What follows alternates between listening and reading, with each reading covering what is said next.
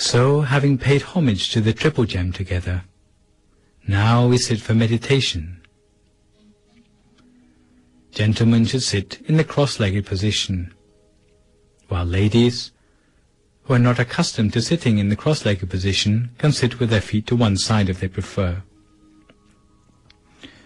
You should have your right hand on your left hand, with both hands palm upwards, resting gently in your lap. The index finger of your right hand should be touching gently against the thumb of your left hand, both hands resting gently in your lap. Make sure your body is in an upright position, without slouching forward or leaning too far back, so that both your circulation and your breathing are relaxed and unimpeded. Because everything about the meditation ought to be relaxed. If you are too forced as to your posture, then you will not be comfortable. If you are slouching, then you will get aches and pains. So close your eyes very gently, with your eyelids very gently touching closed. Never squeeze your eyes closed, and make sure there's no pressure around your eyes. Just close your eyes in an ordinary way. For meditation, it is necessary to relax our mind, and in this respect, the Lord Buddha taught the words Jako Patinisako Vimutti Analayo, that we must let go of all things, not being attached to them. Not being attached to our physical body, whether we feel stiff or whether we feel uncomfortable, we should just ignore these things. We mustn't worry about them, because the body we are using for meditation is only like a tool for the mind, to be used in order to reach liberation. Liberation from defilements, in order to reach towards nirvana. Our body is only transient, and we have only temporary use of it. Thus, no matter what may happen, we will not be interested in our body. We must let go of attachment for our body and even for our life. Something we let go of in homage to the teachings of the Lord Buddha. So, no matter what happens, we will not be attached to or worried about our bodily condition. We are going to bring our mind to a standstill. It's our only aim in life, to train the mind to a point where it can be pure and clear, to attain the body of enlightenment inside, not only attaining it, but to become one and the same as it, to know who is our real, true self inside. That is, the body of enlightenment of the Arahant inside of us. And to reach this point in our meditation can be said to be our obligation as a human being, as the Lord Buddha used the words Gatang Karaniyang, something which we have to do for as long as our body is still viable. Once our mind comes to a standstill, we will be able to liberate ourselves from the cycle of existence. So there is no use in being attached to our own body or the bodies of other people, especially those of our relatives or of our husband or wife, because all of these things end up bringing us suffering eventually. They bring us anxiety, absent-mindedness, worries and doubts.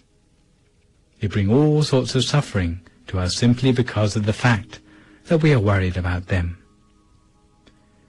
The fact that we are worried about them is because we don't realize our real, true aim in life, the real reason for having our human body in life.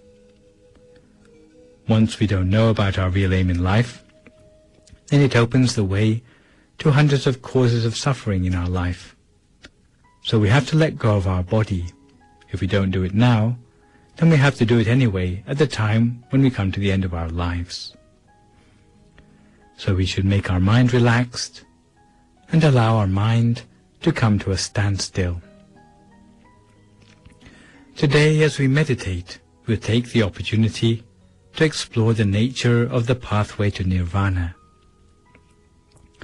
But before we do that, for those who are newcomers to the meditation, we should familiarize ourselves with the 7 bases of the mind first.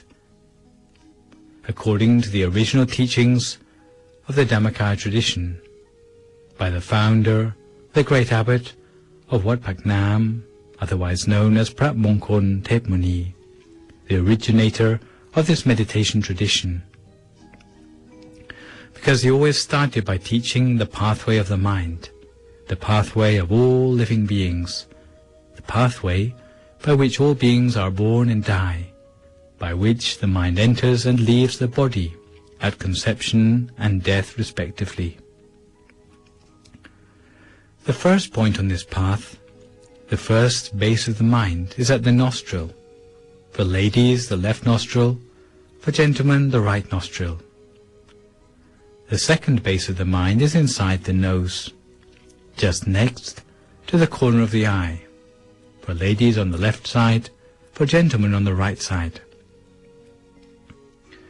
The third base is at the center of the skull, on the same level as the eyes. This point, and all the subsequent points, are the same for ladies and for gentlemen. The fourth base is at the roof of the mouth. The fifth base is at the center of the throat, just above the Adam's apple. The sixth base of the mind is in the middle of the stomach, at the same level as the navel. Supposing you were to take 2 thin threads, the first running from your navel directly through your back on the horizontal axis, and the second running from the right side to the left side, also horizontal on the same level. The point where these 2 lines intersect, no larger than a pinpoint, is called the 6th base of the mind.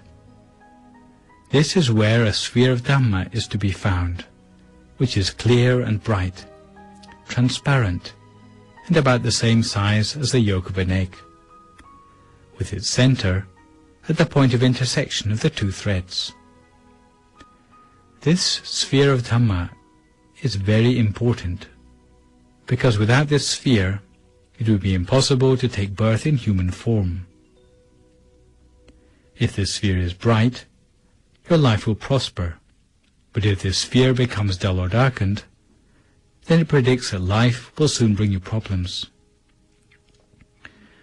Every human being has this sphere at their center, and the existence of the sphere is proof that anyone who makes an effort in their meditation to the point that they can bring their mind to a standstill can succeed in meditation. This is because they don't need to create anything new in their meditation. All they need to do is to tune in their mind to see what is already there. 2 finger breadths above this intersection of the 2 threads. Supposing you were to take your index finger and your middle finger together and to place them on the intersection of the 2 threads, then exactly that distance, the distance of 2 finger breadths above the intersection of the 2 threads, is what we call the 7th base of the mind. It is the precise center of our body, and in fact it's this final point which we are interested in. It's the most important of all the bases, of all 7 which we've already mentioned.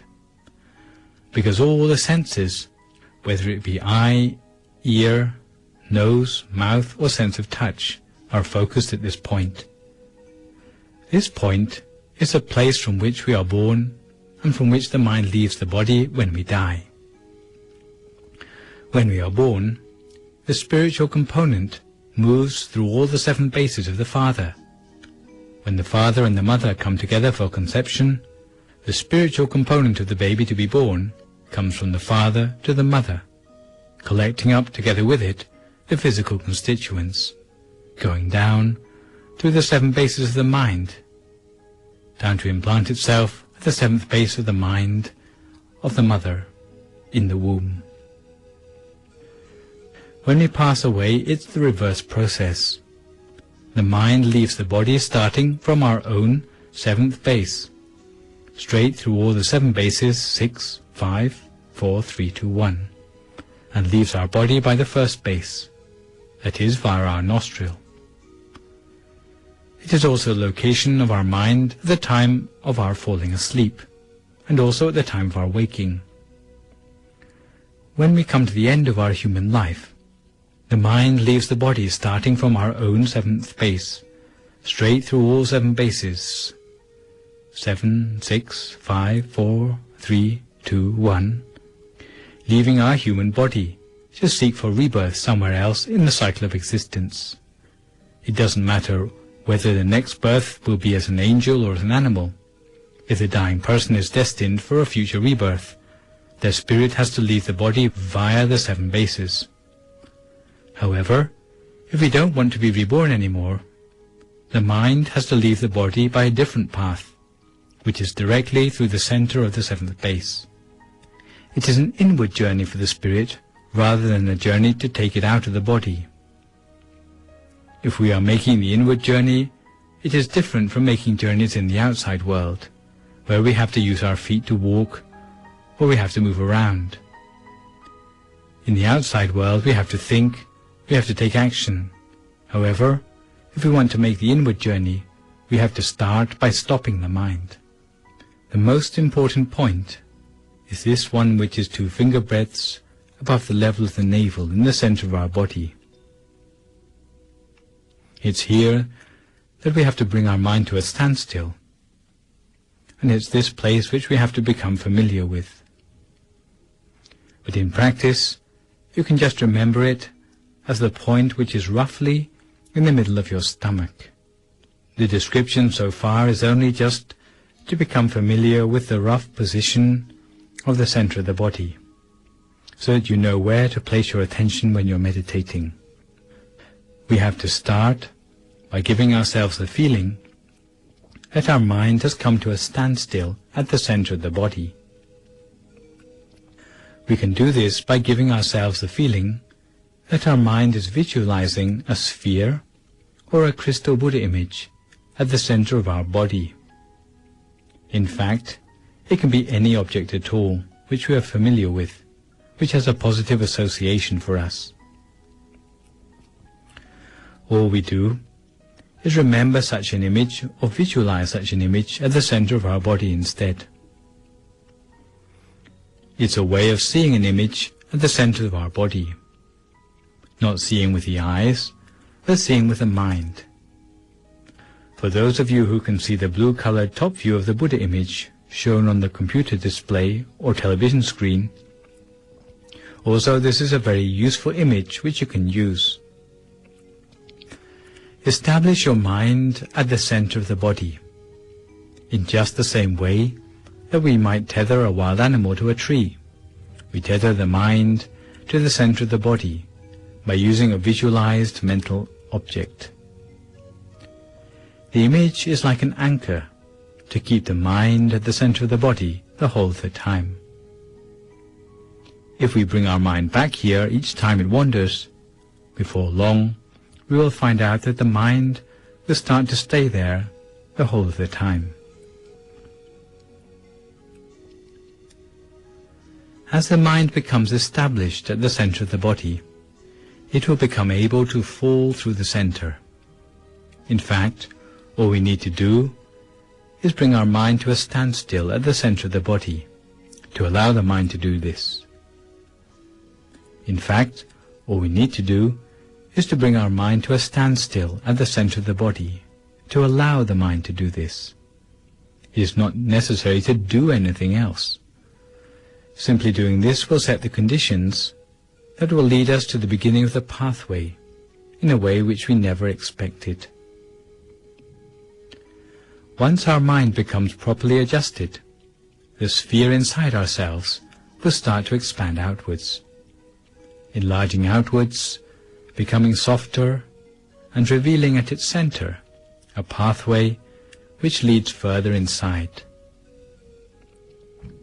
We will find that there is only one pathway, a single pathway which leads towards nirvana, a pathway which the Lord Buddha referred to as Ekalyana Magga. It is the mainstream which has no alternative way. Thus, for anyone whose mind is not at a standstill yet, we should use the following advice. We have to pretend to ourselves that our mind is already at the center of the body. In fact, we are fooling ourselves a little bit by assuming that from the fact that we are happy to place our mind somewhere in the center of our stomach, even though it might not be exactly at the point of the center of the body, the fact that we allow our mind to be free of worry at that point, and do this the whole of the time, by day and by night, before long the mind will find its own way to the center of the body. Once our mind becomes properly adapted, steadfast at the center, then it will come precisely to the center of the body. We will not see brightness in the beginning, but we will have the feeling that there is spaciousness inside, as if our mind is light in weight and at ease. Sometimes we may feel as if we could almost float. Some people have the lesser feeling, which would be more like mere spaciousness inside, as if the breathing becomes more refined, or as if we are alone in empty space. Sometimes we may feel merely that our body seems to expand inside, and it may do so more in one direction than in another. Sometimes we may feel as if it is expanding upwards, so that we feel that we grow so tall that our head might reach the ceiling. Sometimes it feels as if we were contracting, as if our body were being pulled down towards the ground. Some people feel as if they were falling down through the center of the body. If it is less refined than that, sometimes we may feel as if the body is swaying, as if we were sitting on a boat, or as if we were being rocked in a cradle. If it is less refined than this still, sometimes we may feel as if our hair is standing on end, or we may feel that our heart is beating more vigorously than usual. Sometimes we may feel as if we have lost feeling in part of our body, sometimes just in our legs or in our hands, as if they have become numb, or as if we cannot feel them anymore. When some people come across such feelings, they make a mistake of giving up their meditation, thinking they have not succeeded. But in fact, these are all symptoms that our meditation is nearly at the point of progress. We ought to continue, and we should use our mindfulness to keep ourselves on track, instead of giving up when we come across these sort of experiences. So don't get excited, don't be elated by such experiences, and don't be afraid of anything, not even of death, but maintain your mindfulness and your wisdom, because once your mind reaches the point of equilibrium, you come to the point where there are no thoughts anymore. Even though you try to think, you cannot think of anything anymore. It's not like when you start out in your meditation where, even though you try not to think, you're always thinking about something. It will be almost as if you are not breathing anymore. That even though you're not breathing anymore, you feel that you have more happiness than if you were breathing. Your mind will be steadfast at the center of the body, and your body will seem to be upright of its own accord, so that you have no interest in the outside world anymore. Once your mind has become fully adapted, then the mind will swoop through the center of the body, and there will be a sphere coming up in the opposite direction, which is bright and clear. The smallest size is like a star in the night sky, or like the tip of a needle, very bright but tiny.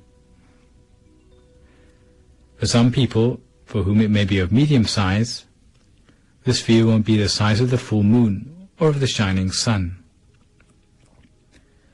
These spheres are what we call the sphere of Patamamaka. It arises at the center of the body. It never arises anywhere else. If it does arise anywhere else, then you know it's not the true experience, but rather a distortion of one's proper meditation experience, something which, technically speaking, we call vipassanupakilesa. But once the mind is properly adapted, we will see things bright and clear, but precisely at the center. is this Patamamaga sphere which the great abbot of Wat Phak Nam referred to as the Dhammanupassana Satipatthana sphere. Loosely translated, it means the sphere of the initial path, because it's the trailhead to the path which will lead us to the noble pathway of all the Buddhist saints. Having seen this sort of thing, then this sort of purity is something which we should try to maintain the whole of the time, whether we are standing, walking, sitting or lying down, eating, or whatever task we may be doing. We should maintain it the whole of the time, reflecting at the center of our body, in order to maintain this state of mind.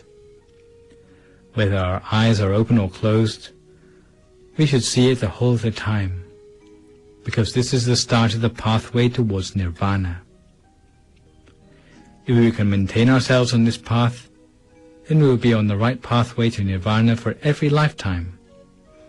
We will never lead a life in an unskillful way anymore, and our life will be a life which is supreme. We will not be living our life by trial and error as we have done in the past. Sometimes when we think back over our life, we regret all the mistakes we have made in our life.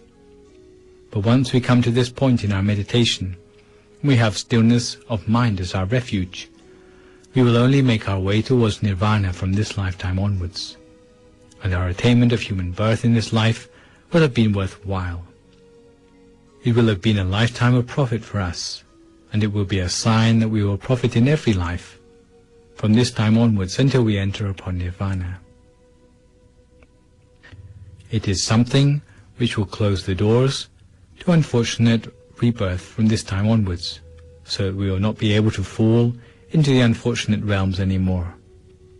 There will be no more straying from the path, and we will be reborn only in the fortunate realms, whether it be the 6 levels of heaven, the 16 levels of form Brahma realms, or the 4 levels of the formless Brahma realms, or nirvana itself.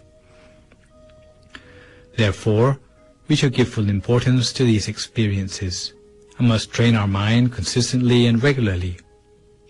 If we have not yet attained the Patamamaga sphere, we cannot trust that we will achieve success in life. If we are unable to attain it, then it is as if we have made a loss on our life. We have only things which will bring us regret later in life, and looking back over our life, we will have resentment in retrospect. As for the way in which we should attain the Patamamaga sphere, everyone should let go of all worries in the world, outside and on the inside, everything about the other beings, the environment, and even about ourselves. We should let go of all these things and bring our mind to the center of the body. We must be interested only in our mind, as if we were threading a needle through the center of our mind. Don't use too much effort, don't use too much force when thinking about the center of the body. Think of it as if you were dwelling on something, but do as if you were dwelling on it at the center of your body. And imagine a bright, clear crystal ball, rather like a diamond sphere there, a diamond sphere which has been polished without any blemishes or scratches, about the same size as the tip of our little finger. In fact, any size will do. And imagine this bright and clear, like a diamond. It can be the size of the tip of our little finger, the size of the tip of our index finger, or the size of our eyeball. Simply imagine it gently.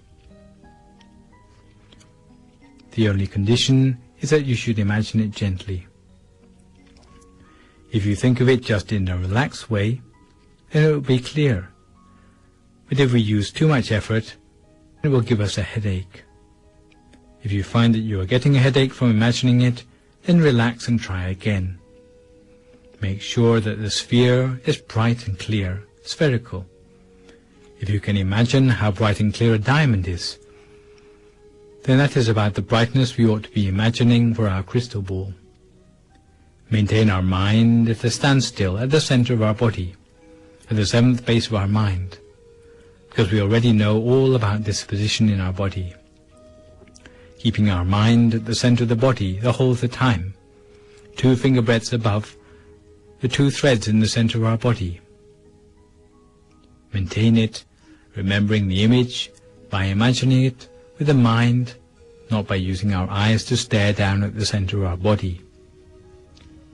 If we get the principle now, then we can practice it by ourselves without any problem in the future. But if we don't get it right this time round, then we may be off track every time we practice it in the future. So just relax and work at it slowly. Make sure you get the method right, remembering the bright, clear image at the center of the body, bright and clear, transparent and vivid in our mind, rather as if we were seeing it with our own eyes. But now we are seeing it at the center of our body, maintaining it the whole of the time.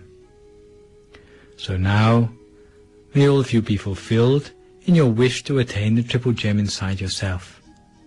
Now each to their own meditation for a few more moments in silence until we come to the appropriate time.